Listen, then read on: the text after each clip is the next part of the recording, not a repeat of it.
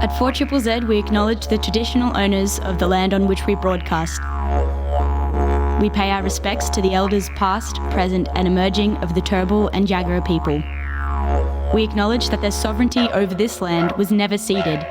And we stand in solidarity with them.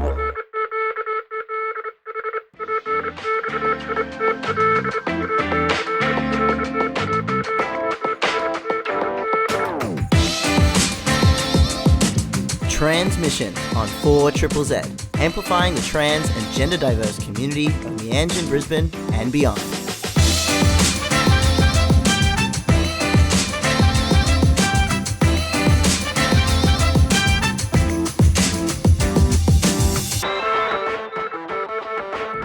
This episode includes discussion of transphobia, misogyny, sexism, violence, abuse, and experiences of exclusion and discrimination in men's spaces. We also touch on mental health, safety concerns, and emotional distress. While we avoid graphic details, some themes may be challenging. Please take care while listening and feel free to pause or step away if needed.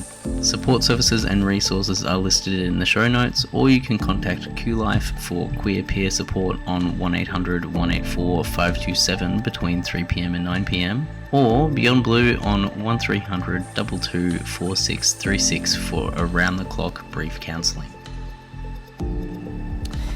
That's right. We're about to enter into a heavy discussion around a bunch of things relating to trans-masc experiences. Welcome back to Tranzmission series. It's a man's world. This is part 2, all about power, safety, and conflict. In the first episode of Tranzmission series, we discussed first encounters, learning the rules, and early negotiations of masculinity, titled Entering a Man's World. Today, we're digging into what happens after you've entered men's spaces. When the unspoken rules become clearer, power dynamics start to show themselves, and questions of safety, dominance, and belonging become unavoidable. Men's spaces, whether it's a worksite, a footy club, a pub, a gym, or online forums, aren't just social environments. They're shaped by hierarchies, competition, silence, bravado, and sometimes aggression. For trans men and transmasculine people, navigating these dynamics can mean consistently assessing risk, managing how visible or invisible you can afford to be, and deciding when to speak up, blend in, or push back. In this episode, we're focusing on lived experiences of negotiating power, setting boundaries, responding to conflict, and staying safe, physically, emotionally, and socially, while moving through masculinity in so-called Australia. I'm your host, Ez, joined by my best friend, Elliott, both he, him, as always. We're not speaking for all trans men, transmasculine people, or cis men. This series is about our experiences, how we navigate, survive, challenge, and deconstruct masculinity in real time. So let's get into it.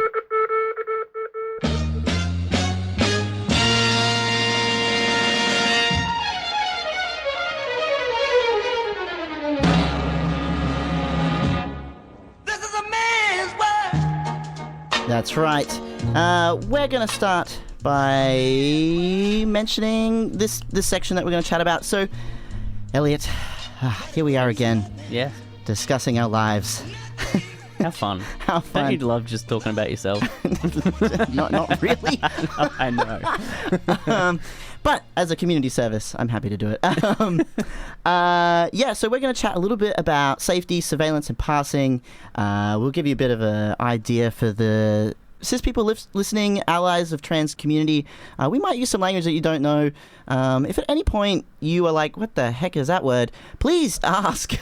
Let us know if you have a question or thoughts or anything. Yeah, it's really easy to forget that the language that we have and we use for each other is not normal for some other people and not understood. Vocab. Yeah. So if you don't understand, please let us know. Yeah, please do. And for podcast listeners who are listening in the future, but this is in the past, you can always message on social media at trans.radio. You can message us there. We've also got an email, trans@4ZZZ.org.au. You can email us as well. Ask away. Happy to explore. But if you're sharing an opinion, I don't want to hear about it. That's the other thing. Opinions, don't know. Questions, all good. Cool, great. Well, talking about safety, surveillance, and passing. So, first question right off the bat. Elliott, how do you decide if a space or if a man's space feels safe? How do you know? What's your clues? Yeah, there's a lot of immediate immediate visual assessments of like Ah. who's in the space, like what is available in the space. Like, you know, if we're talking about, I don't know, like a public space, like a gym or whatever, right? I look at the workers that are there. I look at if there's any visual, like if there's, you know, sometimes places will have the sticker at the front being like, oh, this is a queer-friendly space or whatever. Looking for rainbow clues. Looking for, like, just general vibes. Like, a lot of it is energy-based, which is, like, it sounds really woohoo, but, like, like, a lot of it is just, like, I come into a space, visually I'm looking around, like, if it's a gym, you know, how many women are there? That's a good sign. Do they look comfortable? You know, what's happening? How many like big beefy dudes are there, like looking menacing or like, you know, being weird around the women that are around? You know, Yeah, I'm usually like, if a man is shirtless, I won't engage with him. Yeah, no, for sure. Yeah. I'm not. I'm like, if your nipples are out, at the beach then... or something, like, yeah, whatever. Oh, well, fair. Yeah, okay, look, I feel like... I think there's specific locations where I think that's maybe okay. it's just because I'm like, if your nipples are out, you're not standing in solidarity with all Free the Nipple movement, so therefore, you're probably not someone I want to talk to. But, you know... I can see where that comes from. I don't know if I agree, personally. What? Trans people, we're supposed to agree on everything. We're monolithic. Yeah, no, it's hard to... It can be hard to determine. Sometimes you can think something's safe and then it's not, which is why we deal with a mental load of constant self-monitoring and anticipated stigma, which mentioned in the previous episode of It's a Man's World, which is like you're anticipating some kind of pushback, hatred, or maybe you will get clocked. So clocked, that's a term of like, oh, I look at you and I know that you're trans. Yeah. That's called getting clocked. So, yeah, there are times where that happens. I feel like that happens less to me. Yeah, I purposefully make myself clockable. How do you do that? Well, not to like the cis straights, but like I'll purposefully do things or wear things that make it obvious that if not trans, I'm at least queer to some description in an effort to look like a safer person. Like in reverse to myself feeling safe, I want to be somebody who other people feel safe around. So nail polish is good. Nail polish is good for that. But I have had to be careful about wearing nail polish because that also makes me feel unsafe in men's spaces. So like it's a balance, right? It's really delicate. Just one nail. Just a single nail. The thumb. Yeah, sure. So like it's a delicate balance, but like, you know, I have piercings. I'll often wear like fun shirts, you know, the classic Dangerfield trans guy sort of situation. Salmon. The color salmon. I can't wear salmon. My skin tone isn't. Yeah, no, salmon doesn't work for me either. Not that I wouldn't wear it. I think you I would like still wearing wear it, pink. Yeah. Maybe like, there are some pinks that maybe I could wear, but like, yeah. Just call it pink. Yeah, people call it salmon too because I'm like, is this your way of trying to like less feminine? Just say it's pink, guys. Like, calm down. It's a color. It's not going to hurt you. Yeah. Although they think it does. It burns. Yeah. So yeah, deciding whether you feel safe in the space and then using like little cues. Like I don't know if I'd call them dog whistles or if I'd call them like subtle cues. Subtle cue. Yeah. Also, like something that's hard to negotiate in space with men sometimes is there always seems to be kind of like power dynamics at play. It always feels like there's a hierarchy. Yeah, or like there's like a central man or something. It definitely depends, but like I've definitely felt that. Yeah, in some spaces. Yeah, and that's where this whole like group mentality stuff kind of like comes in as well. But yeah, I mean something as well as like when I'm in spaces, sometimes I feel like I'm being watched or being like when it comes to surveillance, like, and I think all men actually feel this way. I don't think this is exclusively a trans masculine experience. I think that all men are policing themselves and policing each other on whether something is more feminine or masculine enough constantly. Yeah. It's really exhausting. Yeah. There seems to be like there's this performative masculinity, right? Like they're constantly on watch for themselves and for others about, you know, what they should be doing as a man, or what they should be believing, what they should be thinking, what they should be wearing. Otherwise, like there's this constant fear of judgment, of being othered. Do you think now I haven't passed this by you before we spoke on it, so this is getting raw here. But do you think that anything that doesn't fit this mold in, like, when it comes to men surveying men to keep them quote unquote manly or whatever, do you think that it's just anything that is feminine specifically, like anything other than whatever is in quotations masculine, it's feminine, or is it other? I think it can be a lot of things. I don't remember when we were talking about this. We could have even talked about this last show. But the idea that men can't get with or can't feel attraction to certain women, right? Because that's not seen as being into like a woman who's like more butch or tomboy or whatever, or even bigger women. Yeah. You know? Yeah, I think we did touch on this. Yeah. Yeah. Like they can't they can't be attracted to a specific type of person because that doesn't fit the mold of, you know. Yeah, you got to be Barbie and Ken or Get Out. Yeah. So I don't think that that's inherently a masculine trait, like your attraction to somebody, but I think it is something that's policed at this weird level of like being a man. Yeah. True. Do you find this stuff exhausting? Totally. Yeah. I mean, like I feel quite separated from it because I don't engage with a lot of cis heterosexual men in my day-to-day. But it's still a part of life. It's still a part of like what we have to deal with. And I think the idea of it is exhausting for me. Like just the concept of like, if I really dig deep and think about like, what if that was my world? What if that was how I lived day to day? You know, that just sounds so exhausting. Yeah. Also with passing. So passing, is kind of contentious within the community about it. Passing, in my opinion, passing is the concept that. Back it up. My thoughts are getting ahead of me. So passing is. Within trans language and trans dialogue, it means, okay, I'm a trans person, but when I'm walking out and around in the world, I pass as the gender that I want to present as. So people he, him, me, they refer to me as a man, so on and so on. And they would continue to do that, probably even if I told them that I was a trans man, they would continue to do that.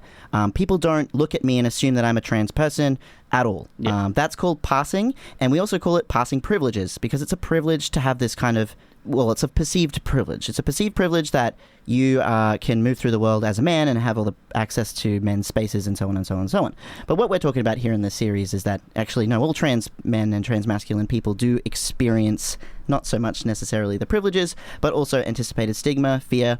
There's a lot of things that go around that. Yeah, you get the privileges, but then there's also other parts of that aren't such a privilege. Yeah, well, just because I look and sound and walk and talk like a man in the world doesn't mean that I'm not terrified, just like any other trans person, of being found out, but also of performing masculinity wrong because men police each other.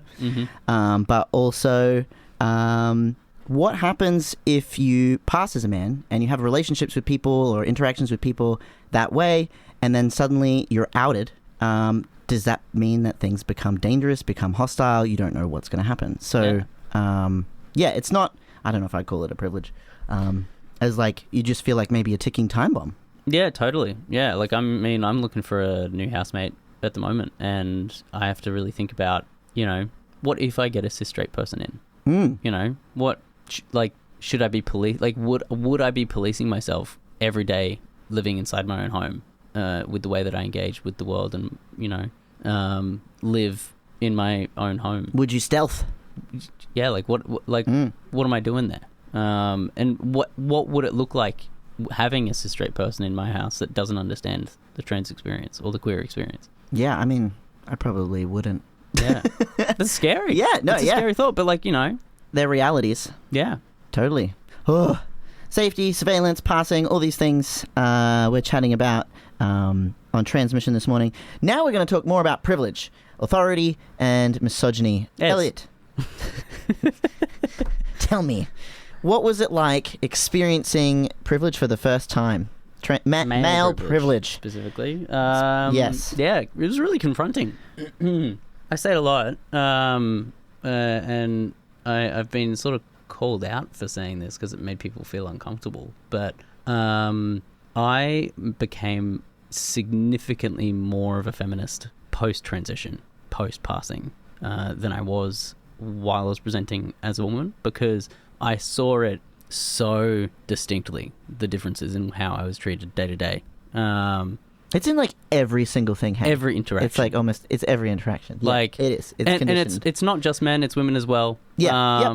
You know, it's just this patriarchal society that we have running, that puts more respect and, you know, more trust my way because of the way that I present, because I have a beard now and a deeper voice, you know.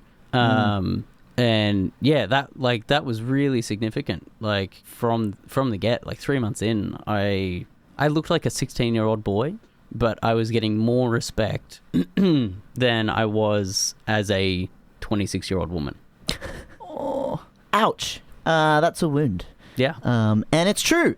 It's true. It's happening. I also had to stop talking to some people about it as well, because when I started experiencing male privilege, I was so shocked. I was genuinely so shocked by some of the interactions that I was having that I couldn't stop talking about them, because I was like I was like in awe of how bizarre it was, but also outraged. Yeah. Particularly, and it makes people uncomfortable to hear. Oh yeah, when you point it out. Yeah. When you point out that we don't see women as human and we see men as something else is bizarre. Yeah. One of my first experiences was that when I was like training, I was being trained at a new job that I just got, and the supervisor that I had at the time was a femme presenting, I'm not going to assume their gender, femme presenting person using she, they pronouns at the time, and they were training me, and I was maybe like 3 months on testosterone, my voice had broken, I just started getting a lot of bros in public, and I was still kind of like quite nervous about my every interaction that I was having, because I was working in a retail situation. Yeah. And I had this guy came in with his girlfriend. The girlfriend didn't say anything the whole time, and the guy came up to me and he basically was like, "Hey, can you tell me when this particular thing's coming in stock? I really want it." And I said, "Great question. I have no idea. Let me ask my supervisor, because I'm new." And so she came over and started talking to this guy in front of me, and the guy, the customer, was looking at me in the eye the entire time she was talking to him, giving him the valuable information he needed to know when said item comes in. Yeah. And I kept like looking at him in the eye, looking at her, looking at him in the eye, looking back at her, going, "Why is he looking at me? Why isn't he looking at her?" Like she's telling him something. And then she finished talking, and he looks at me expectantly, waiting, and I'm like, he's just waiting for you to like respond, to acknowledge that you've heard what she said. Yeah. He just kept looking at me, so then I took it upon myself to repeat almost verbatim what she had said to him. And then he goes, "Thanks, bro. Yeah, great. Awesome. Thank you so much." And like kind of like fist bumps me or whatever, and then leaves. And my coworker at the time just kind of like walked off and went back behind the counter. And I remember being like standing there looking back at this guy leaving, looking at her, being like, what just happened? Like, why did I have to... Yeah. Whoa. And your supervisor's reaction, if I remember right, was just like, "Oh yeah, that happens." Oh yeah, that happens. And I was like, yeah, but I've not been on the other side of this before. And that was my first time being like horrified. I'm like, can you not even listen to women? Like, what? It was so obvious. And it was so obvious. It's so weird being on the other side of that, for sure. Like, you know, when you are presenting as a woman and you're seeing that and feeling that, and, you know, being a part of those interactions, it does just, you know, it's like water off a duck's back, because that is your norm. That's what you expect from the world. But then, being on the other side, it's like, whoa. Yeah. Wait a minute. It's all perception of each other. Yeah. It's all like conditioning, and it becomes so real when you start experiencing this kind of privilege. It's also, it's just an uncomfortable privilege too, because it's just not fair. No. It was a complete waste of time too. Can you imagine how much time we all would have saved if he wasn't sexist? Yeah. He could have just listened to her, and then I could have done something else, or we could have saved like 3 minutes of me repeating a spiel. The amount of, like, it's just such a waste of so much. Totally. Yeah. It's ridiculous. How do you feel when you are a witness to that kind of misogyny? Like, do you find that you have it within yourself now to like speak up when you're in those situations? Like when do you decide that you want to, or that you don't feel safe to do that? So if I'm feeling particularly outnumbered, so like if there's a lot of cis men around me in the conversation or in the context of what's going on, I might choose not to say something, and maybe I'll call someone in. So I might talk to someone later and be like, hey dude, that was not cool before. Yeah. But I'm not a silent person. I struggle to stay silent, and I struggle not to speak up generally. However, if I feel like there could be potentially violence or aggression, I won't say anything because totally. It's just not how I pick your battles, right? Like sometimes you can win them, sometimes you don't. Like there was no point in me addressing that with that particular customer because like he was completely unaware he was even doing it. And there's also a power imbalance, right? Because you are a service worker in that situation. Totally. And like you were newly on board too, so like, you know, if you speak up and he makes a complaint, you're a casual. But also my supervisor, who experienced the blatant ignoring of was relatively unfazed. It didn't seem to affect them in a way that they'd be thinking about it. They probably have no memory of this. I remember it because it was so significant to me. But I do generally call out men, and if I hear something sexist, if I hear men talking about women's bodies, I have I'll say, we don't talk like that. Yeah. And if they say something, I'll be like, I'll just repeat it slower. We don't talk like that. And then I just leave it. It's just saying one thing. All you need to do is say one thing and they think about themselves. Yeah. So, you know. Yeah. But it is scary.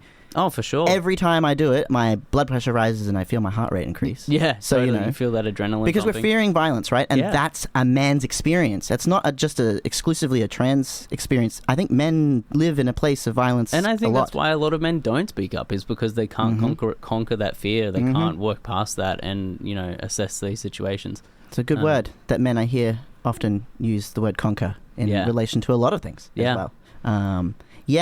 What do you do when you witness misogyny or sexism, or is it something that you... I don't tend to do we don't talk like that, you know, that real blank statements. I tend to ask questions. I go like, what do you mean? Like, what are you trying to say? I had a customer talk really explicitly, I think I said this last show, really explicitly about Aloy. No, not Aloy. Bloody hell. Ghosts of Yote. Yeah. That's it. Erika Ishii, about how... Video game people. About how gross and ugly she was as a lead. And I was like, what do you mean? What? I was like, what Just play the game. I was like, what do you mean? And he goes, oh, you know, it would be way better if she, you know, was sexier, looked like, you know, XYZ character from this other game. And I'm like, but that wouldn't make any sense. What are you talking about? It wouldn't make any sense for her to be that like, that's not the style of the game that you're playing. Like, why would you want that? It makes no sense. Just go buy a waifu pillow and be quiet, man. Yeah, truly. But like, that's generally the way I go about it. I'm just mean, like, what are you talking about?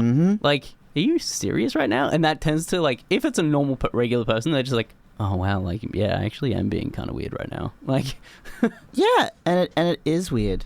I think it is weird. I had a situation recently where I had a photo shoot. I decided to do some photos for a gym, and at one point they separated some guys, and I was one of those guys with the photographer, who was I'm gonna say mid-50s, very grey, older guy, had like an English accent. Anyway, whatever.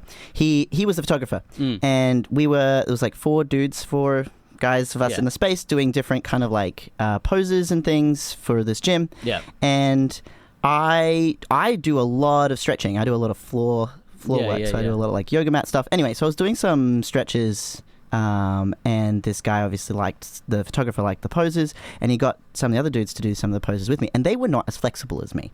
Yeah, of course not, because they wouldn't do any stretching. Because being flexible is, I don't know, quote unquote gay or feminine, whatever. Anyway, it's really good for you. Flexibility is extremely important as you age, so just letting you know.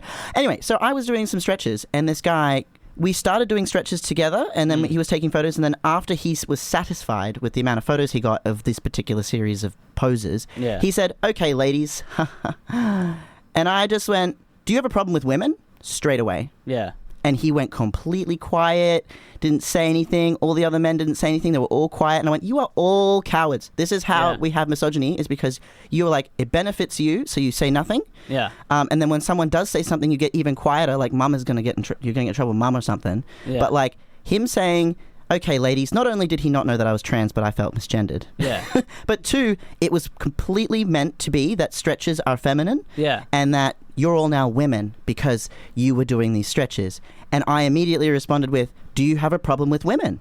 Yeah. And he said nothing. And I went, right, cool. Well, this is something I'm going to keep in mind now. But yeah, it happens all the time, and you can call each other out. You should. Totally.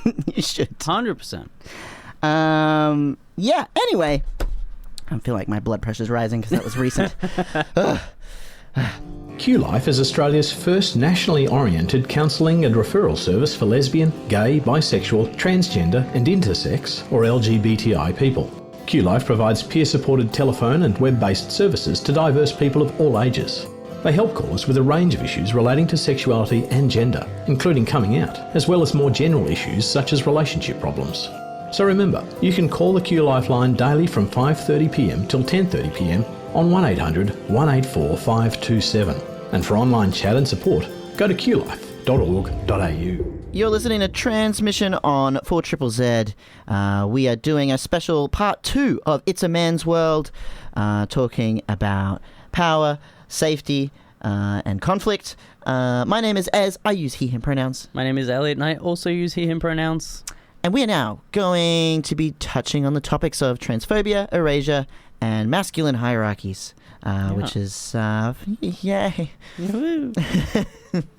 I think that a really trans masculine experience in terms of transphobia is the infantilization that we can experience. Because I think due to this patriarchal world that we live in, women are not trusted to make their own decisions about their own bodies. Or many things, but yes. Yeah, about many things, for sure. But, like, specific to this, within this context, early in our transitions, we are viewed as women and are therefore viewed as incapable of having, like, I don't know, having our own ability to do this sort of stuff, or to, like, trust how we feel to be real. You're clearly mentally unwell if you want to transition. That's the argument, right? Yeah. Is that trans men have some kind of, like, they're not thinking sanely. Well, that's all trans experience, I think. I just, like, I find, at least within the dominant sort of vocal and, like, the political space,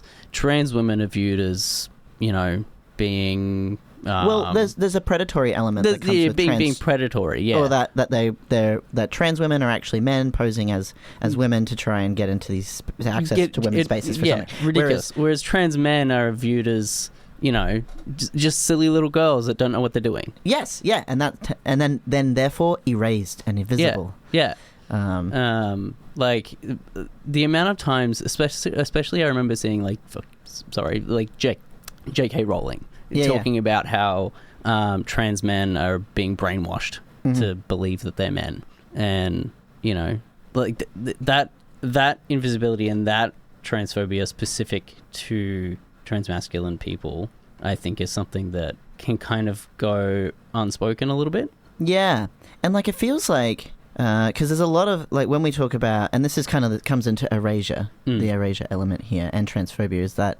When the main dialogue in mainstream media is so focused on trans women, it does erase trans masculine experiences. But particularly when we talk about the bathroom debate. The bathroom debate is probably the most common place that I see trans men erased from the narrative because it doesn't suit what these people want to talk about. Yeah. The narrative that these conservatives are trying to spin, right? Yeah. Which is that, you know, we need to make sure that people with their biological genders is what's allowing them to access certain spaces. So therefore, if I went into a woman's bathroom right now. Oh my goodness, I would not. Are you kidding? I was 3 months on T and I got stopped by a cleaner when trying to go into the women's bathroom. Not even 3 months. No, I was probably a month on T and I was wearing a binder and had short hair. And I got stopped from going into the bathroom because she thought that I was a young guy. She thought correct. I mean, yeah, for sure. But like at that point, I had no facial hair. My voice was still really high. I went, oh, sorry, like, is there something wrong? And she heard my voice and she was like, oh, no, you're fine. Because... She meant... and that was me 1 month on T. Can you imagine me walking into a woman's bathroom now? No, I wouldn't. nah. Did you go through that phase where you accidentally started to walk into the wrong bathroom and then go whoops and then turn around? Oh, there were one or two times where I was like, I like habitually went to walk into the women's bathroom and I was like, oh no, that's not. I walked like halfway into one at some shopping center, some Westfield, and like I got in and you know when you're just like I'm just going to the toilet, you're like zoned out, you're just mindlessly going to the toilet, which is what people are doing, by the way. Yeah, nobody. You just want to pee. And I walked in and I was like looked up at one point and I saw a woman in front of me in the cubicles and I was like whoop and stopped and was like sorry, turned around and walked out. I was like oh sorry, I'll just go use these uncouth other locations. Bathroom debate. Trans men should use women's bathrooms. Sure. I've don't seen want some that. trans dudes that are jacked, so jacked, terrifying, big probably beards. intentionally. Like like it's an intentional purposefully. Like they're trying to access that hyper masculine. And you know I salute them. That's some hectic Hey, look, work. you can be guaranteed that a trans man's not going to pee on the seat and will wash hands when leave. So Yeah. Oh my god, it's so many men don't wash their hands. Gosh, I It's feel so like the gross. bathrooms are going to be a theme through these 3 episodes. But it's the bathroom debate becomes completely useless when they're like, but what about trans men? Yeah. Because when you go, pee. hypothetically, let's just say, sure, all right, trans women have to use men's bathrooms now, fine. But that means trans men have to use women's bathrooms. Yeah. They completely and conveniently leave out this argument. It is so silly. It's ridiculous. And also, I think a big part of the focus on trans women over trans men, this is my opinion, I don't know, I'm not an expert on this, but my opinion is that I think it makes more sense to be trans man, in quotations, than trans woman because it's about the proximity to power. 100%. And at the center of the power is cis white men. Yeah.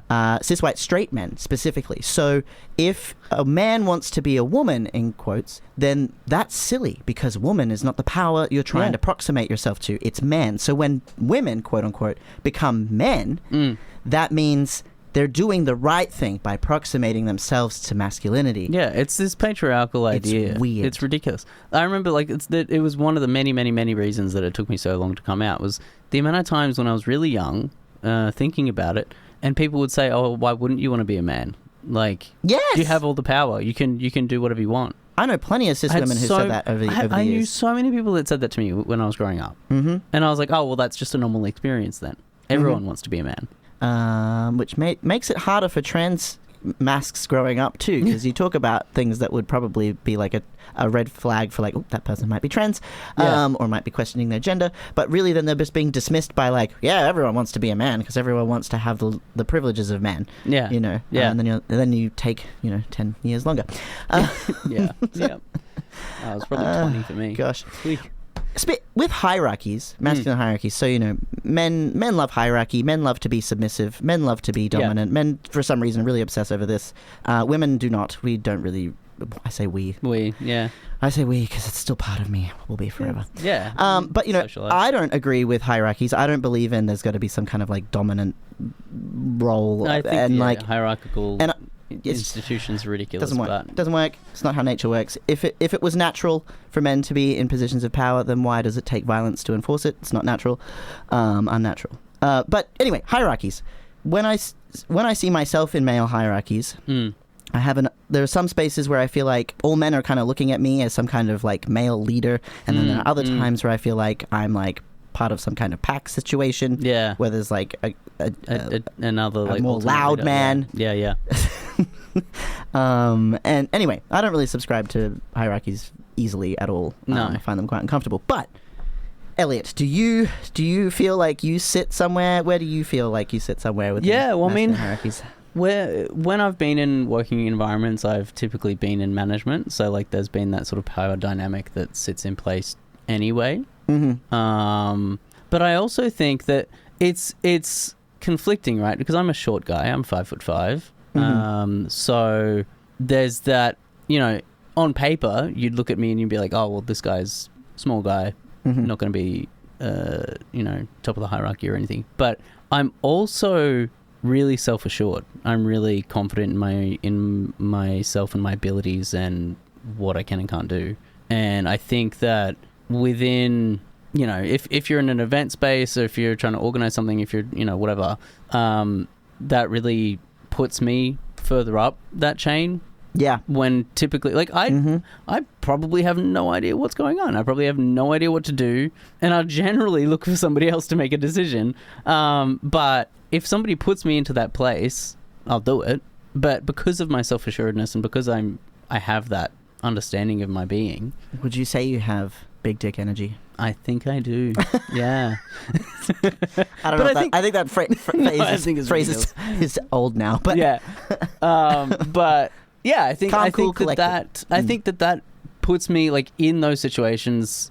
Just puts me into that space. Not that I want to be in that space, but yeah. That's a slot you get put in. It's a slot I get put in for sure. People tend to walk around me on the street now, so that's kind of how I know. Yeah. And other men, so that's why I'm like, oh. Yeah. Is it the tattoos I will and move piercings? away. I'll move out of the way for other women, but I won't move out of the way for other men. Oh, for all the women who are listening, you should just practice like not moving out of the way when a man's walking towards you, and watch how many of them hit you. The amount of guys that will try and will walk into you because you don't move out of the way. Yeah, crazy. I know. And it's like because they just assume that people are going to move out of the way for them. Yeah, we do it all the time. Not even in speaking interactions. Ugh. Yeah. Gross. Anyway, we've been talking about lots of things.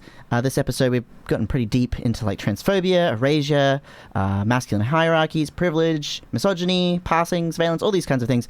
And now we're going to chat a little bit about the Manosphere, online and real world stuff. The Manosphere, what is it? It's pretty gross. It's my take. But really, the Manosphere is, and I'm going to read a definition by Know Your Meme from 2015 from the book Simon James Copland's The Male Complaint, and it describes it as a neologism used to describe a loose network of blogs, forums, and online communities on the English-speaking web that are devoted to a wide range of men's interests, from life philosophies and generations to self-improvement tips and strategies for success in life, relationships, and sex. Predominantly made up of men's rights activists, pickup artists, incels, and MGTOW, which stands for men going their own way. So I've been reading a bit into this. Mostly, when I read, I'm mostly like, my face is scrunched up most of the time as I'm reading, like, ooh. Yeah. It's pretty gross, it's pretty icky, but the Manosphere is targeting men everywhere, not just cis men, not just young men, all men, and trans men. Totally. And they all claim there are inherent and genetically determined differences between men and women. They see men as inherently rational and logical, while women are irrational, emotional, and most of all, hardwired to pair with what Manosphere men describe as alpha males. Meanwhile, they believe society has always been gynocentric, a term that means focused on the needs of women. Ha!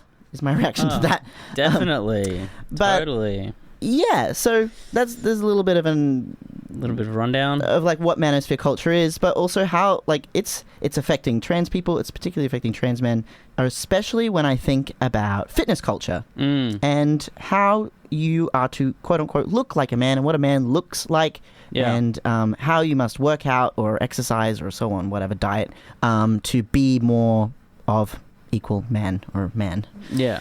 I have many issues with this.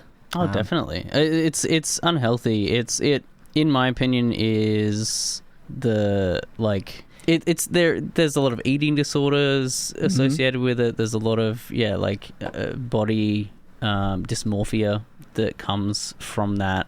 Dysmorphia, dysphoria, they're linked there in this fitness culture, particularly in the Manosphere, and also having exercise can be a way. It can be good for mental health, and it is good for mental health. 100%. I think that there is a point though when that obsession can override the physical benefits of exercise. Well, that's what I'm specifically talking about. I think is like the actual fitness culture itself, like not fitness, like not going to the gym, not trying to feel better in your body and look better as a result. If that's something you're looking for. That is good. That's fine. But the fitness culture that surrounds that, like, this performative, like you've got to do these specific workouts. You've got to look this particular way. You've got to, get up at 5 a.m. every morning and go for a 2-hour gym workout every day. And vomit and cry and sweat. And yeah. Well, not cry. You're not allowed to cry. Well, only if it's in pain from exercise. Then it's fine. Yeah, that's acceptable. True. Yeah. True. Acceptable men crying. Yeah. Yeah, so you're right. There's a lot of this going on. And also, it's like kind of in your face. Ever since I transitioned, I find that whenever I'm scrolling right now, I look through my social media, I look at what's happening in front of me, and I get a lot of advertisements for like how to make my bulge bigger. And like all these things are like, by the way, this is all gender affirming stuff. Like it doesn't matter if you're a trans man or if you're a cis man. These are how you affirm gender, right? Yeah. So how can you do things that make you feel more like man? Yeah, and it's so in your face. Like, I created a whole new Facebook account because they wouldn't allow me to change my name on there when I transitioned. Yeah, I know, ridiculous. Yeah. But I created a whole new one, so it's super fresh. And, I don't use it. I don't really scroll in there. It's just for friends and family and for contact reasons and whatever.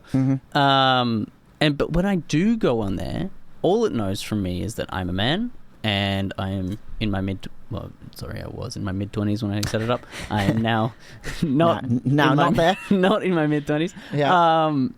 But that's all it knows, right? So all I get is fitness stuff and like you said, like the erectile dysfunction stuff and how like all of this sort of manly man. Women will love it if you do.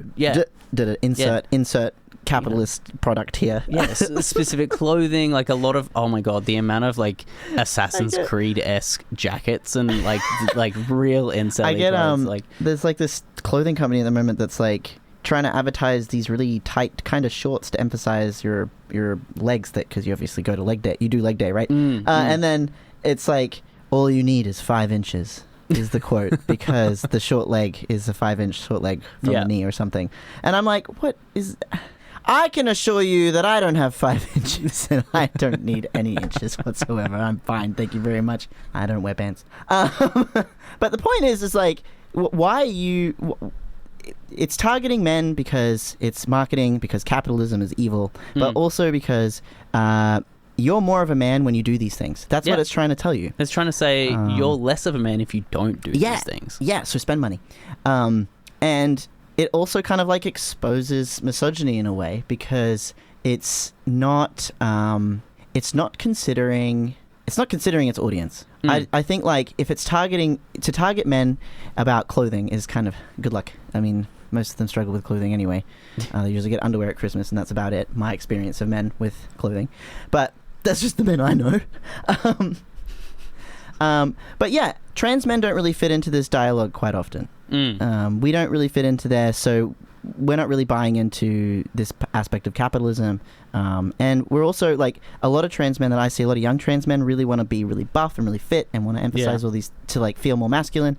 But there's actually a really famous quote. I closed the book, so I'm going to flick really quickly to find it. But good job. It's to do with, like when we focus on our appearances so much, we're not actually paying attention to who we are, because we're focusing on how we're being perceived, which is important for dysphoria, and that's legit. Like we want to be perceived and read as who we are, so we change our appearances. That's the whole trans experience, really.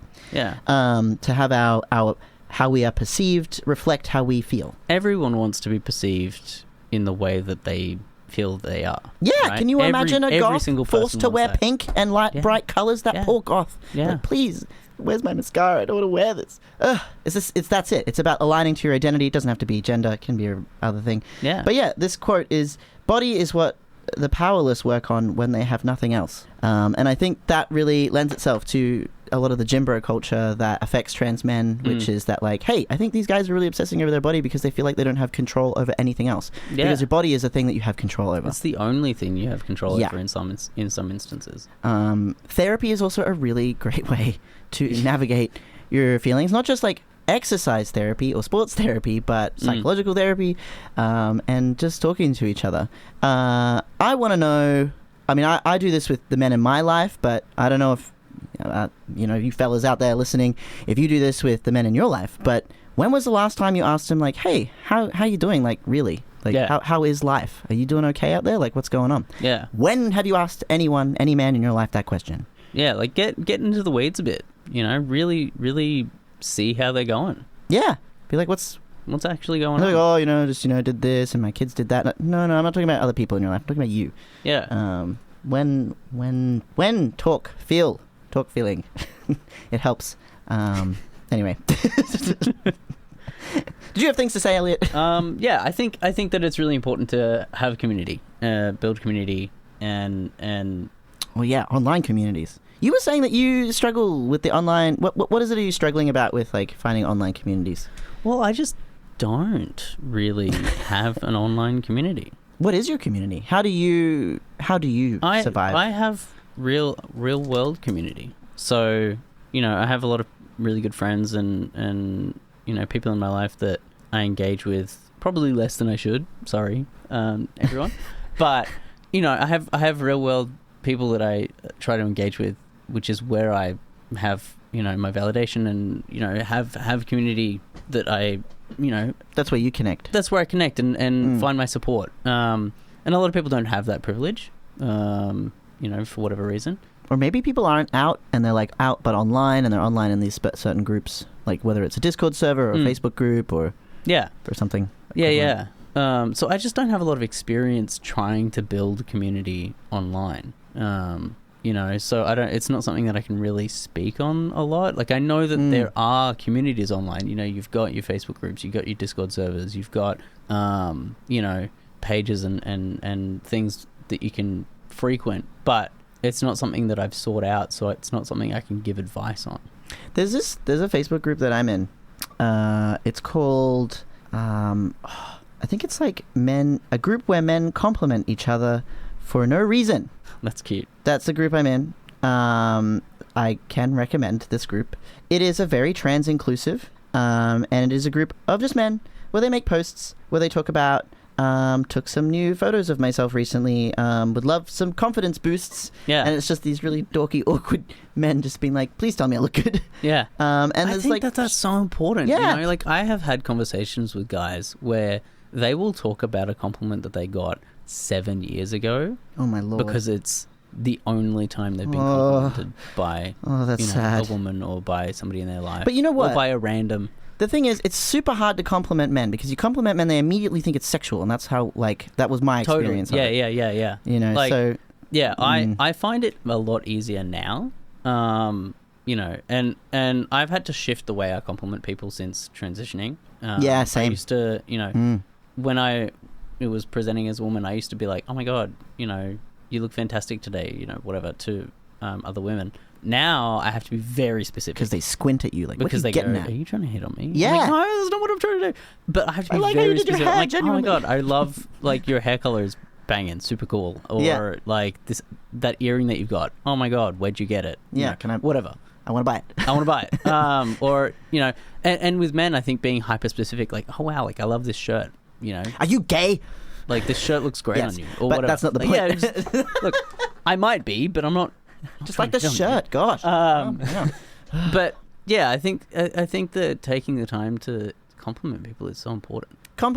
Look in the mirror and compliment yourself. Women talk about, like, there's like, maybe not so much self-help, maybe self-help, but like That body positivity stuff. And when you're like feeling particularly critical about your image, like, I know that there's a lot of things typically targeted towards women, but very much like looking in the mirror, saying nice things about yourself and complimenting yourself. Pretend that it's somebody else in the mirror. Also, would you talk to yourself the way that you talk to anyone else? Because that's another thing too. Because I wouldn't talk to my friends half the way that I talk to myself sometimes, Yeah, when you're feeling low. Yeah. Yeah. I used to pretend, I don't anymore because I feel good in myself, but I used to pretend that the person in the mirror was somebody else. And that was the only way I got through the day half the time. Oh, gosh.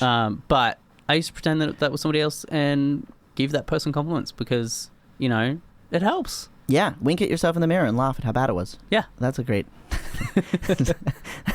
I do that regularly. Got no Oh, gosh. How many genders are there? I don't know. I just got here. You're listening to Transmission on 4ZZZ. It is now the end, or wrap-up section of the show. Ooh. We're going to wrap up our part 2 of It's a Man's World Transmission series today. And Elliott, you were going to ask me a question? Yeah, I was. I just want to flick back to online Manosphere and online communities. How do you suggest we find better community if that's not a thing that we already have? Like online? Yeah. Yeah. So, suggestions from Ez on how to find, like, trans-inclusive communities. So, make your gender the thing that you're focusing on when looking for an online space to engage with.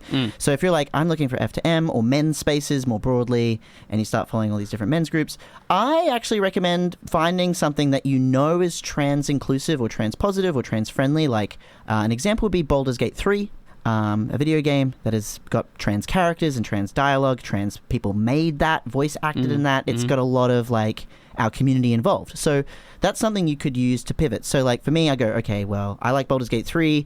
I'm going to join the Discord server for Baldur's Gate 3, and then I'm going to start chatting in there, and then you make friends in there, and you can you have a pretty high likelihood that the people in that space are going to be trans-inclusive because of this particular common interest. Totally. Same thing for music. Maybe there's a band you really like. An example of a band that's really cool could be Moaning Lisa, Melbourne-based band, very sapphic, very lesbian, but also very trans-friendly, very trans-inclusive band. And so the community that follow Moaning Lisa are probably going to have that same kind of ideology. So finding something that's not necessarily your gender as the common interest point, and then branching from there is my hot tip. I totally agree. Yeah. It's easier, actually. It's less pressure. It's a lot less pressure, and there's, like you said, a lot less focus on specifically being a man. And you kind of move away, you kind of shift away from that quote-unquote manosphere. And that fixation on what it is to be a man. Or be a woman if you're, a trans woman looking for female space, or whatever. Women are far more likely to be welcoming. Oh, for sure. In my experience. Yeah. I want to leave on some quotes from a particular, I'm going to say like a social media influencer. His name is Nick Escalderon, and these are just some quotes. So it says, This isn't just a trans experience. A lot of men, both cis and trans, grow up feeling like masculinity is something to perform instead of live. Letting go of that pressure changes everything. And he says, when I feel secure in my masculinity, at first, I felt like I had to prove something, not to others, but to myself. Every detail felt like a test. How I walked, how I spoke, how I dressed, how I reacted, especially before starting T and the early years on T. I was defensive when people said I still looked or acted feminine. It became clear to me that I was performing what I thought masculinity should look like. I stopped comparing myself to other men, cis or trans, after realizing that masculinity doesn't look the same on everyone. Letting go of the pressure made masculinity feel more natural and not forced. Real masculinity isn't about trying. It's about being aligned with who you are. The more I embraced my whole identity, the less I cared about anyone else's expectations. That's when I finally felt secure in my masculinity. Now, I define masculinity on my own terms, not as something I perform or prove, but as something I simply am. So there you go. Thanks, Nick. Good stuff. Just be you. Don't worry about this gender stuff. It's silly anyway. We are going to head off pretty soon, but before we do, you should absolutely subscribe to 4ZZZ and keep shows like Transmission on air, including Megahertz, Culture Vultures, all these fantastic shows that you get to listen to. You can subscribe by heading to 4ZZZ.org.au/support. There are a myriad of different subscription packages. They're all for the year, and it means that you just you literally keep the lights on, keep the air conditioning going, which is very appreciative today. Oh my god, so appreciative. But also it pays for the equipment so you can hear us, and pays for our staff that help support over 200 volunteers that work at this station, and we're volunteers as well. So subscribe, support what you love, support the trans community by subscribing to 4ZZZ as well. You can totally do that. 4ZZZ.org.au, and you can follow Transmission on a bunch of things, like podcasts and stuff. You can head to trans.radio on social media to follow our pages. And also, if you're a podcast listener, please rate the show. Give us 5 stars or something, equivalent to 5 stars. So 5-6 stars around there. It helps people search us in an algorithm. So if there are other trans people out there who are trying to find our podcast, if you're rating it and reviewing it, it means that it's likely to show up in their algorithm. So it means that Transmission can actually transmit further, so to speak. Thank you so much, Elliott. Love you, dude. Love you. Love you so much. Bye. Thanks for listening to Transmission. Catch us every Monday live on 4ZZZ from 10 a.m. or listen to our podcast on the Community Radio Plus app.